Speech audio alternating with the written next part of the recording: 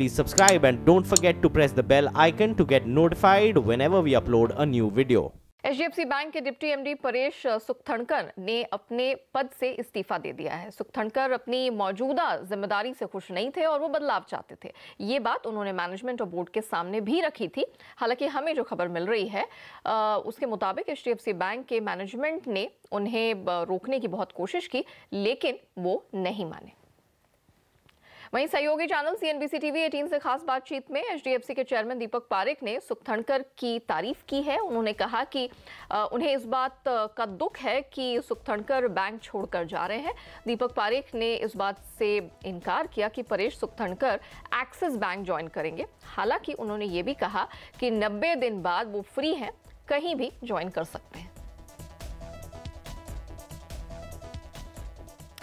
चलिए अब रुख करते हैं राजनीतिक खबरों का। आज कांग्रेस अध्यक्ष राहुल गांधी जयपुर के दौरे पर जा रहे हैं। वहां वो आज एक रोड शो के जरिए राजस्थान विधानसभा चुनाव के प्रचार अभियान की शुरुआत करेंगे। इस रोड शो के बाद कांग्रेस ने राहुल गांधी के गोविंद देव जी मंदिर के दर्शन का भी ऐलान किया, लेकिन आज सूर्य ग्रहण होने की वजह से गोविंद देव जी मंदिर में कांग्रेस अध्यक्ष के दर्शन को लेकर कुछ पेच फंसा गया है, क्योंकि सूर्य ग्रहण के मौके पर मंदिर के द्वार बंद रहेंगे और पूजा पाठ की मनाही होगी। राहुल गांधी जयपुर में एयरपोर्ट से रामलीला मैदान तक 13 किलोमीटर का रोड शो करेंगे। कांग्रेस ने इस दौरे के ऐतिहासिक होने का दावा किया है, जबकि बीजेपी ने उनके दौरे पर चुटकी ली है।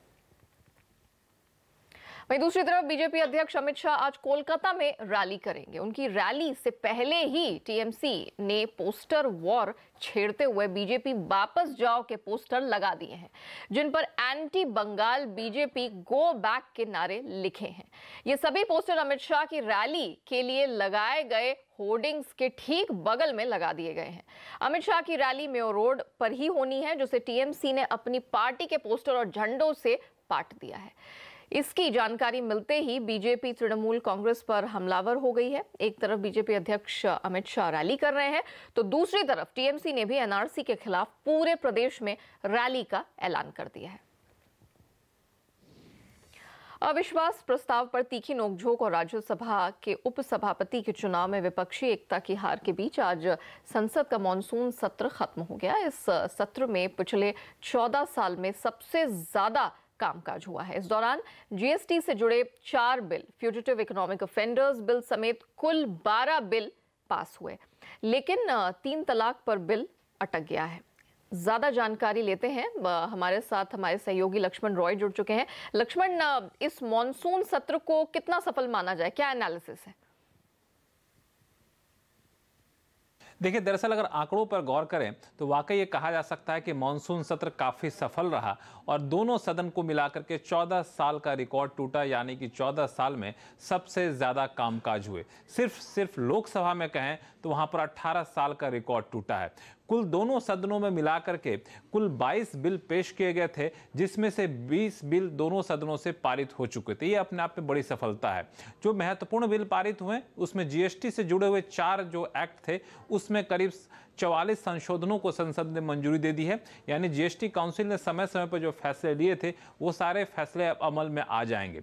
मसलन कंपोजिशन स्कीम के डीलर के लिए टर्नओवर की सीमा 1 करोड़ रुपए से बढ़कर 1.5 करोड़ रुपए हो जाएगी। इसी तरह से GST refund, input tax credit के नियम अब लागू हो पाएंगे। दूसरा जो महत्वपूर्ण बिल पारित हुआ वो था आर्थिक अपराध के मामले में देश छोड़कर बाहर जाने वालों की संपत्ति जब्त करने के लिए सरकार ने फ्यूजिटिव इकोनॉमिक ऑफेंडर्स बिल पर अध्यादेश लाया था। उस अध्यादेश को भी मंजूरी मिल गई। इंसॉल्वेंसी बैंक्रप्सी कोड में बदलाव को मंजूरी मिल गई। एक जो काफी विवादास्पद बिल था एफआरडीआई बिल, उसको भी सरकार ने इसी सत्र में वापस लेने का फैसला लिया। ये वही बिल था जिसके बाद ये माना जा रहा था कि बिल पारित हो गया तो बैंक दिवालिया होने पर जमाकर्ताओं की पूरी रकम डूब जाएगी। हाँ, कुछ मोर्चे पर थोड़ी सी नाकामी जरूर मिली। अंतिम समय में सरकार ने कोशिश की कि एक साथ 3 तलाक देने वाले मुद्दे पर एक बिल को पारित कराया जा सके, लेकिन सहमति नहीं बनी। ये 3 तलाक पर बिल पारित नहीं हो पाया। हाँ, 1-2 मामले थे जहां पर कह सकते हैं कि थोड़ा सा ऐतिहासिक रहा। 15 साल में पहली बार किसी सरकार के खिलाफ अविश्वास प्रस्ताव आया।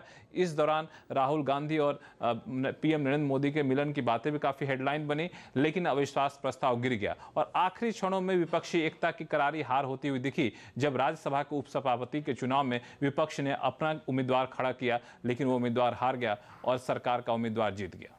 ऑलराइट लक्ष्मण, शुक्रिया वो सारी एनालिसिस हमारे दर्शकों के सामने रखने के लिए। अब आप चुनाव के दौरान किसी जासूस की ही तरह गड़बड़ियों की शिकायत कर सकते हैं। जी हाँ, हमारे खास कार्यक्रम साक्षात्कार में मुख्य चुनाव आयुक्त ओपी रावत ने कहा कि सी विजिल ऐप के जरिए कोई भी आयोग को जानकारी, वीडियो या फोटोग्राफ भेज सकता है और उसकी पहचान भी गुप्त रखी जाएगी।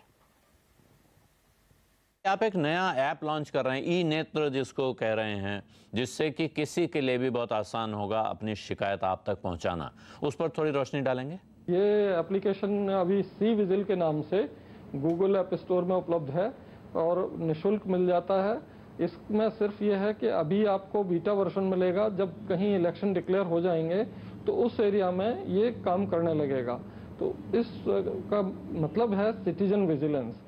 क्या होता है कि हमारा एनफोर्समेंट मशीनरी बहुत ज़्यादा होती है और बहुत प्रॉम्प्टली एक्शन करती है, लेकिन ये अनुभव किया गया कि बहुत जगह गलत शिकायत या बेसलेस शिकायत आकर वो वहाँ पर चले जाते हैं और जहाँ से वो जाते हैं वहाँ कुछ गड़बड़ हो जाता है। तो इसलिए कमीशन ने ये सोचा कि इसमें वीडियो या फोटो जो भी एप्लीकेशन अपने मोबाइल में रखेगा, जब भी वो इसको वीडियो या फोटो हमें सबमिट करेगा तो एविडेंस के साथ शिकायत हमारे पास आ जाएगी।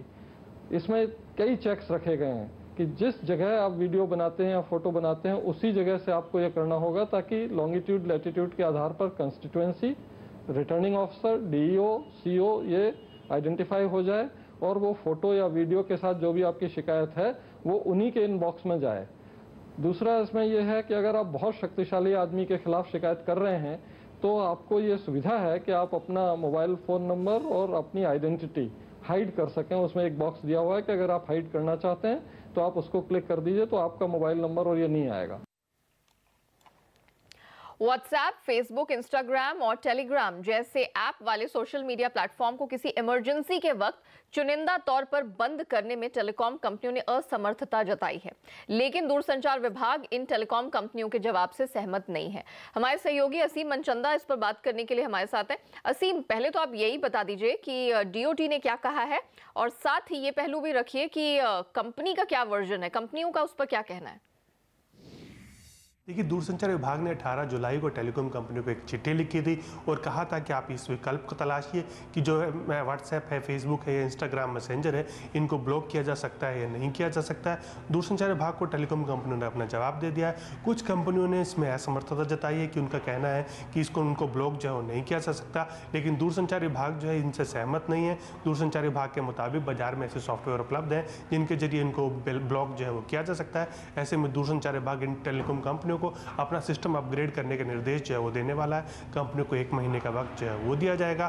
खासतौर पे कि दूरसंचार विभाग का ये कहना है कि अगर किसी भी तरह की कोई इमरजेंसी सिचुएशन आती है तो टेलीकॉम कंपनियों को पहले से ही तैयार रहना चाहिए कि वो किसी भी व्हाट्सएप या किसी भी एप्लीकेशन को ब्लॉक करने के लिए वो तैयार जो है वो रहें। तो उनका अपना सिस्टम जो है अपग्रेड करना होगा और उनका और कभी भी जरूरत पड़ने पर इन टेलीकॉम कंपनियों को कहा जाएगा कि आप इस ऐप को जो है ब्लॉक कीजिए। और तब तक दूरसंचार विभाग चाहता है कि कंपनियां जो है वो तैयारी इसकी लेकर के कर लें।